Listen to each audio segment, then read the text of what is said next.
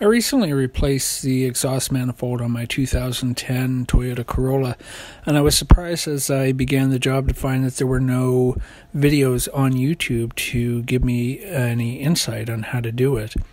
It's a fairly uncommon exhaust manifold. It was only put on the 2009-2010 Corolla, the 2000 Matrix, and the 2008 to 2012 Scion XD. It was a pretty big job to do. The way I do a job like this is I put the car up on blocks and I'll work at it for a little bit and then take a break. Sometimes I'll take a break of several days and I'll think about the next part of the job that needs to be done, maybe something that's giving me a challenge. This job took me well over a week to do. A good backyard mechanic could definitely get it done in a day, and a real mechanic could get it done in a couple hours, no doubt.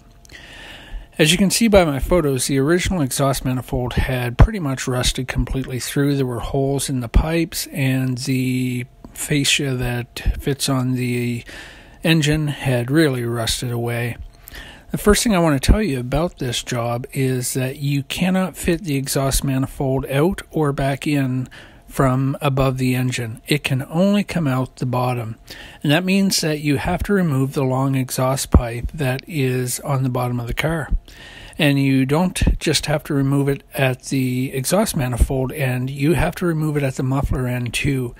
And it's not enough to disconnect the muffler from the hangers and try to manipulate the pipe. If you do that, the muffler is going to sag at a 45-degree angle, and it'll probably pinch the donut gasket and possibly destroy it, and you'll end up replacing that as well.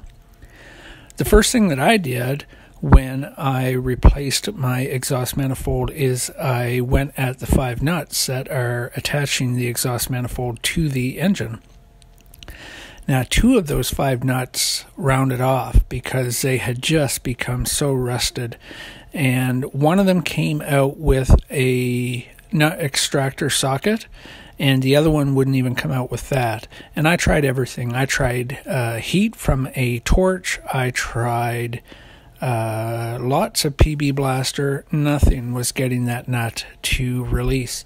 So what I ended up doing is I very carefully, with my grinder, ground down one side of the nut down to the threads on the stud sticking out from the engine. And obviously this is a job you want to be very careful at if you decide to do it this way, because if you damage one of those studs so that it can't be used when you put your exhaust manifold back on, you've got an even bigger problem.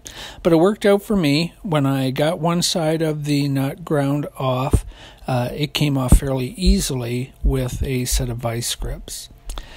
I took the original 12mm head nuts and replaced those with 13mm head nuts just to make the job a little easier for the next person who has to do it if it's ever done again. The thread inside the nut is 8mm. I contacted Dorman tech support several times, and they told me to tighten these nuts down to 16 foot-pounds. Now, that does not sound like much, and I was not able to get my torque wrench up into that tight spot anyway, so I kind of just did it by feel, and that may be something I end up regretting. I'm not sure, but that's what I did. And if you have access to a small torque wrench, I would definitely get it for this job. One thing I want to mention is the O2 sensor has a stupid collar on it, and I assume that's to prevent people from using a regular socket or wrench to get that off. What I did with that is I cut it in about half a dozen places with tin snips, and then I bent it down so that I could get access to it with a regular wrench. I used brake cleaner on the engine to try to clean it up a little bit, but it didn't really seem to help very much. It was still black from the soot that the exhaust manifold was letting out when I put the new one on. One thing I want to mention is that I was disappointed to see that the support bolt holes did not line up from the exhaust manifold that Dorman sent me, and I was annoyed by this because you pay quite a bit for these car parts, and I thought it would have been made with a little bit more precision than it was. I could have drilled out the hole to make it larger, to support a larger bolt, but what I decided to do in the end was just to take that little hole and put a little bolt in it, and I'll just monitor that, and hopefully it will hold that in place, and if it doesn't, I'll then fix it in a better way. Another strange thing was that the exhaust manifold donut gasket that came supplied straight from Dorman was far too small. It was so ridiculously small that it actually fit inside the manifold, although it's supposed to go on the outside of that pipe, of course.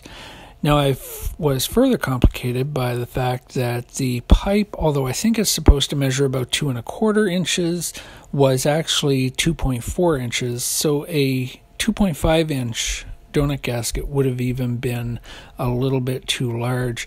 So what I ended up doing is I took the 2¼ inch donut gasket and I kind of tore it apart from the inside, and I'm not sure if I have a great seal there, but I'm hoping in time that will seal itself up.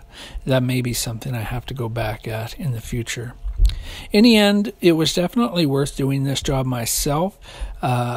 It saved me a lot of money over doing it at a garage or the dealer, but it was a tough job, but I think it's something that any good backyard mechanic should be able to do. If you have any questions, just put them in the comments section and I will answer to the best of my ability.